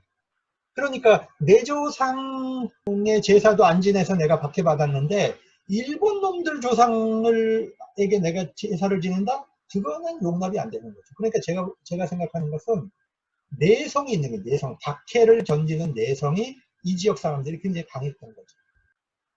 그래서 아무튼 경남이 굉장히 강력한 신사참배 저항 장소가 됩니다. 한성남 목사는 이제 5가지를 얘기하는데, 신사참배하는 노회를 파괴하자. 노회에 가지 말고 상회비 내지 마라. 그 다음에 신사참배하지 않는 사람들로 새로운 노회를 조직하자. 신사참배하는 목사에게 세례받지 말고 선거자들끼리 모여서 서로 격려하고 가정 예배를 통해서 신앙을 유지해가자. 이게 신사참배 반대하는 사람들의 운동 논리였습니다. 1940년에 이제 일제가 대대적인 검거를 하죠. 신사참배 반대자들을. 이기성 목사님은 이제 북쪽에서 신사참배 반대를 하셨는데 비슷해요, 내용이. 신사참배 반대하자. 아이들을 신사참배하는 학교에 보내지 마라. 신사참배하는 교회에 가서 예배드리지 말고 신사참배 안 하는 사람들끼리 가정예배를 드리자. 그리고 전국의 교회가 동시에 전국적으로 연대하자. 이런 조직을 했어요. 이기철 목사님은 이제 평양을 대표하는 신사참배 반대 운동을 했던 분이죠. 원래 이제 연희 전문을 다녔는데 눈이 너무 나쁘셔가지고 고향에 내려와서 절망하고 있었어요. 그런데 김익두 목사님 부흥 집회를 갔다가 은혜를 받고 목회자가 되기로 결심을 하죠. 호주 선교사의 권유를 받아가지고. 그리고 이제 평안도 여성과 이제 결혼을 하셨고, 평양에서 신학 공부를 하고 부산에 내려와서 초량교에 계시고 마산에 가서 이제 문창교에 계셨어요. 그러다가 이제 조만식 장로님이, 평양 선정연의 조만식 장로님이 자기 불러서 산정형 교회 담임을 맡기게 되는데, 그때부터 이제 주기철 목사님은 이제 신사참배를 반대하는 투쟁을 준비하고 죽음을 준비하면서 그렇게 싸워 나가죠. 산정형 교회 교인들도 굉장히 훌륭했어요. 담임 목사 없이도 교회를 잘 지키고 그랬습니다. 마산 문창교회 시절에 주기철 목사입니다. 옆에 계신 분이 이제 맥커레이라고 하는 호주 선교사님. 평양 산정형 교회고요. 안갑수 사모님, 이분은 이제 병으로 돌아가시죠. 그래서 오정모라고 하는 학교 여교사하고 재혼을 하시게 됩니다. 주기철 목사님이 이제 감옥에 있다가 일제가 이제 잠시 풀어줍니다. 그래서 이제 집에 돌아와서 문고리를 두들겼는데, 그때 오정모 사모가 문고리를 잡고 열어주지를 않았습니다. 뭘 물었냐면 항복이요 승리요, 그걸 물었다는 거죠. 신사 참배하고 왔냐, 신사 참배 안 하고 왔냐, 그걸 물은 거죠. 그 얘기 듣고 진짜 독하다 이런 생각을 했습니다. 아니, 남편이 왔으면 고생하다가 문이라도 따주고 물어봐 봐야지. 문도 안 따지고 항복이요 승리요, 이걸 물었다 그러니까 제가 입장을 바꿔놓고 생각해봐도 제가 남편의 입장이었다면 참 무시무시했을 것 같아요. 아무튼 주기철 목사님이 이렇게 잠시 풀려났다가 오종목의 나의 기도라고 하는 유명한 설교를 하십니다. 여러분 이거 반드시 여러분 다운받아서 여러분 읽어보고 여러분 설교할 때 한 번은 흉내내서 해보셔야 돼요. 제가 감옥에서 5가지를 위해 기도했습니다. 유언과 같은 거죠. 죽음의 권세를 이기게 해달라고 기도했습니다. 나도 사람이기 때문에 죽음이 무섭습니다. 그러나 부활 승리하신 예수님을 믿고 죽음에서 이겨낼 것을 믿고 이기게 해달라고 기도합니다. 장기간의 고난을 견디게 해주십시오. 내가 잠깐 고난받고 죽는 것은 하겠는데 오래 고문을 하면 몸도 약해서 견디기 힘들어서 배교할까봐 두렵습니다. 세 번째, 나도 자식이 있고 아내가 있고 늙으신 어머님이 있는데 이 불효를 감당하는 것이 고통스럽다. 나도 왜 내 가족을 잘 건사하고 싶지 않겠느냐. 그러나 이 신앙을 지키기 위해서 어쩔 수 없는 상황이니까, 그런데 내 가족을 후회의 짐되게 하고 싶지 않다, 내 가족이. 그래서 하나님께, 사랑의 하나님께 부탁합니다. 의에 살고 의에 죽게 해달라. 그러면서 여기서 이제 유교적 개념이 많이 나옵니다. 유교가 가지고 있는 충의 개념, 정절의 개념 있죠. 한 신하가 두 임금을 섬길 수 없고, 한 아내가 두 남자를 사랑할 수 없는데, 내가 어떻게 다른 신에게 섬길 수 있겠느냐. 못합니다. 그렇게 이제 거기서 핑계 나와요. 그 다음에 정몽주의 그 단신가 얘기도 하고, 모란봉아 울어라, 통곡을 하고 흘러라, 막 이런 처절한 그런 시적인 표현들이 설교 나옵니다. 그리고 끝에 가서 나는 내 영혼을 주님께 부탁하는 기도를 늘 합니다. 자, 이 설교를 이제 하셨죠. 그런데 참 슬프게도 이제 평양노회가 주기철 목사님을 제명합니다. 목사에서 제명합니다. 그리고는 해방 이후에도 주기철 목사님을 복권시키지 않았어요. 2006년에 복권합니다. 평양노회가. 제가 이제 학부 다닐 때 신학대학교 안에 주기철 목사님의 순교비가 세워져 있어요. 목사를 제명을 해놓고 목사 복직도 안 시켜놓고 신학교에다가 순교비는 왜 세웠냐, 이런 모순이 어딨냐, 표로 막 이제 그러고 다닌 적이 있었는데, 자, 1944년 4월에 47세의 나이로 순교하셨습니다. 주기철 목사님은 이제 장례식이죠. 신사참배 거부운동의 의미가 뭡니까? 신앙의 순수성을 유지한 겁니다. 교회의 변질을 경고한 것이기도 하죠. 그리고 일제 민족 말살 정책에 대한 저항이었습니다. 이것을 의도하지는 않았지만 결과적으로 일제가 신사참배를 강요한 것이 우리 민족을 말살하는 정책이었기 때문에 신사참배의 신앙으로 저항했지만 거기에는 민족적인 의미가 담겨 있는 겁니다. 그러나 신사참배 거부운동의 한계도 우리가 있었다. 이 천황제 이데올로기라는 것을 큰 그림을 보지는 못했고 우상숭배에 대한 저항을 하려고 했던 거죠. 그리고 신비적 종말론적인 신앙의 힘을 가지고 우상숭배에 저항하려고 했기 때문에 종교 신앙운동의 차원으로 국한된 거 아니냐, 이런 한계를 우리가 얘기할 수는 있겠습니다. 자, 우리가 그러나 이제 신사참배 문제에 대해서 이제 크게 한국에는 이 문제로 교단이 갈라졌어요. 해방 이후로 고신이 이제 이 문제로 갈라지게 되는데 세 가지 관점이 있죠. 첫 번째, 자유주의는 굴복했고 보수주의는 승리했다. 뭐 이런 식의 논리가 주장하는 분들이 있고, 또 한편으로는 대다수의 많은 사람들은 우상숭배인 거를 우리가 알았지만 어쩔 수 없는 상황에서 교회와 가족 때문에 어쩔 수 없는 상황이었다. 그러나 그래서 이 회개의 문제는 그 사람이 갖고 있는 양심과 믿음의 분량의 문제지 통일적으로 이렇게 하라 하고 위에서 지시해서 하는 것은 아니다.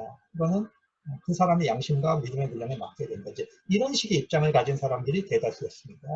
그 다음에 이게 종교가 아니었고 정치였다. 이건 우상숭배 아니다. 그렇게 주장하는 극소수의 사람이 또 있습니다. 이 세 가지의 부류가 사실은 여전히 한국 안에 있는 거예요. 저는 이렇게 봅니다. 신앙의 절개를 지킨 전통은 높이 평가해야겠죠. 그런데 한국교회가 공동 증언하는 데는 실패했다. 왜? 이거는 천황 이데올로기로서 우리 그 교회와 민족을 굴복시켜가는 전 과정이 있었어요. 기나긴 과정이 있었는데 앞에 거는 전부 다 수능을 한 거죠. 왜? 그건 정치라고 생각했기 때문에. 정치는 종교와 상관없다. 정교분리 논리를 가지고. 그렇기 때문에 다 수능을 했어요. 막판에 가서 신사참배하라 그러니까 이건 종교에 대해서는 우리가 양보할 수 없다. 그리고 싸우려고 했는데 교회는 이미 다 분열돼 있었던 거죠. 그러니까 신학적인 폭이 넓어야 이데올로기적인 차원의 구조적인 우상숭배 요구를 못 보고 개인적으로 다가오는 우상숭배 요구만 본 거죠. 그래서 이것이 길게 저항하지 못하고 쉽게 무너졌다는 거죠. 이런 상황에서는 하루라도 더 버티고 10분, 1시간이라도 더 버티는 것이 굉장히 중요하거든요. 왜? 오래 묵으면 묵을수록 우리의 배교가 깊어집니다. 그래서 이 배교와 변절의 시간을 줄이기 위해서는 끝까지 버텨야 됩니다. 무너지는 선이 언젠가는 무너지더라도 쉽게 포기하지 말고 끝까지 버티는 쪽으로 갔어야 우리의 그 배교와 교회가 망가지는 상황을 최소한으로 줄일 수 있을 겁니다. 그런 의미에서 교회가 갈라지고 분열했던 것, 이거는 보수 신학이 갖고 있는 한계거든요. 보수 신학의 장점은 저항에는 강합니다. 어떤 그 진리를 수호하는 데는 굉장히 강한데 폭이 좁기 때문에 큰 그림을 보지 못하는 거죠. 그래서 우리가 이런 장점과 약점을 다 이해할 수 있어야 앞으로 우리 신앙생활 하는데 이런 부분이 도움이 될 거라고 생각합니다.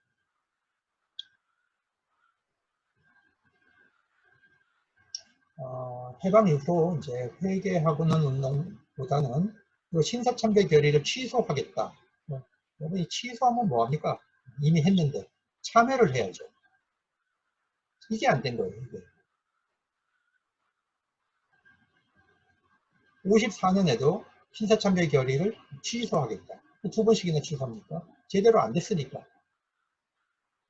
그리고 2006년에 와서 면직, 주기철 목사 면직을 복권하고 회개하는 운동을 하고, 일본 사람들은 67년에 한번 이제 일본 기독교관 이름으로 자기 죄책을 고백했고, 90년에 와서 신사참배 강요에 대한 이제 죄고백과 사죄를 한국에 와서 했습니다. 일본 기독교. 끝으로 모든 선교사들을 기독교회에서 관여하지 못하게, 한국교회와 관여하지 못하도록 막았습니다.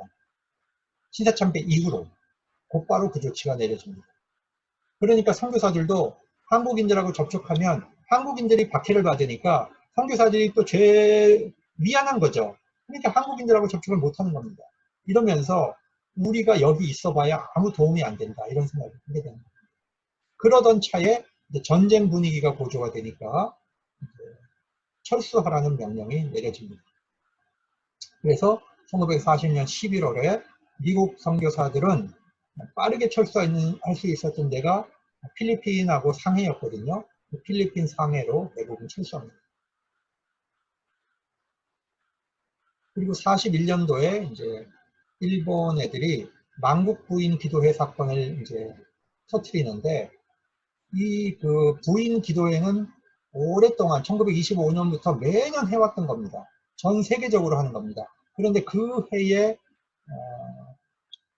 성구가 뭐였냐면, 성구가 계시록 11장 15절이에요. 공교롭게도 세상 나라가 우리 주와 그리스도의 나라가 되고 세세토록 왕노릇하시리라. 자, 이건 일본이 주장하는 일본 국채와 딱 충돌하는 그런 성구였죠. 자, 이거를 가지고 기도를 하니까 일본 애들이 이거를 이제 불경죄로 이제 풀어서 선교사들 13분이 이제 추방당합니다.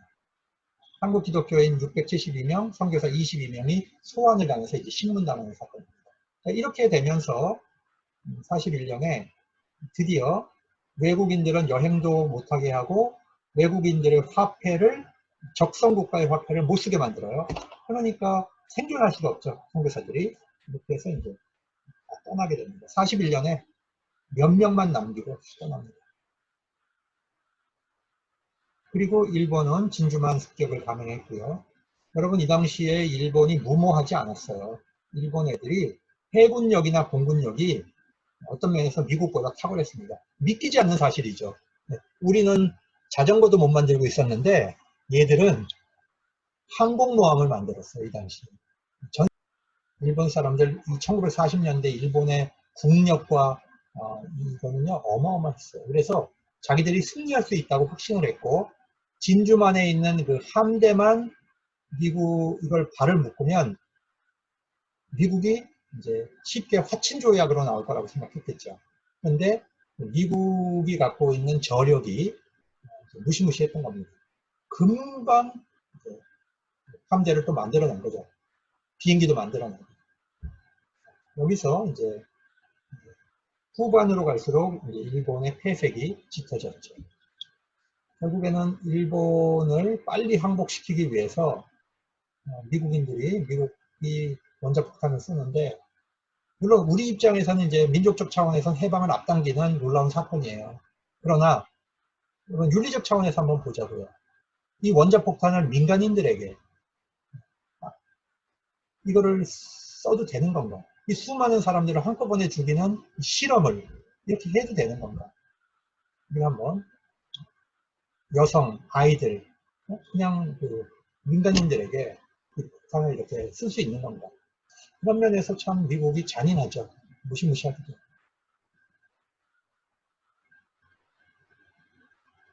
히로시마에 14만이 사망했고 35만이 피폭됐고 나가사키에서는 이제 12만이 사망을 했죠. 자, 히로시마의 모습입니다. 그리고 사람이 이렇게 됐습니다. 바람만, 원자폭탄이 그냥 바람이 지나가는데 1만 도가 지나가거든요. 스치기만 해도 이렇게 들어갔습니다.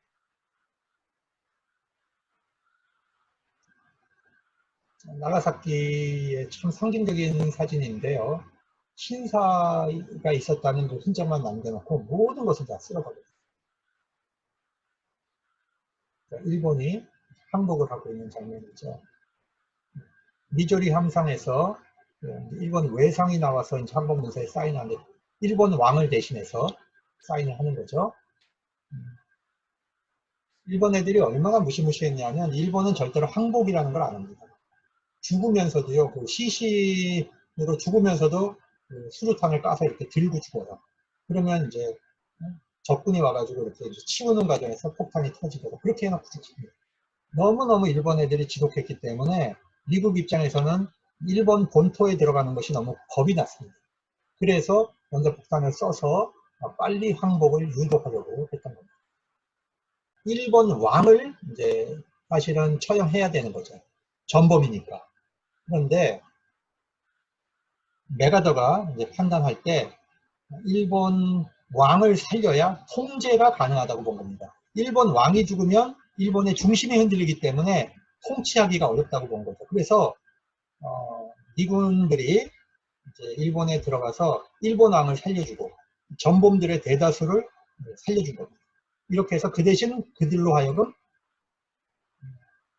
미국을 대신해서 일하도록 그렇게 만든 거죠. 그러니까 미국이 굉장히 고수를 쓴 거죠. 우리 민족의 입장에서는 굉장히 통탄할 일이지만 똑같거든요. 한국에 들어와서도 친일파들을 살려주고 한 번 배신하는 놈들은 또 배신하거든요. 그러니까 일본에 충성한 애들은 미국에도 충성하거든요. 그래서 걔들을 살려서 미군정을 순조롭게 운영할 수 있도록 그렇게 정책을 쓴 거죠. 자, 이 외상은 항복문서 쓰러 올 때 이제 쩔뚝쩔뚝 절면서 오거든요. 다리가 날아갔는데 윤봉길 의사가 던진 폭탄에 이 사람이 이제 상해해서 다리가 날아갔던 그런 인물입니다. 자, 이렇게 해서 오늘의 강의를 마치겠습니다.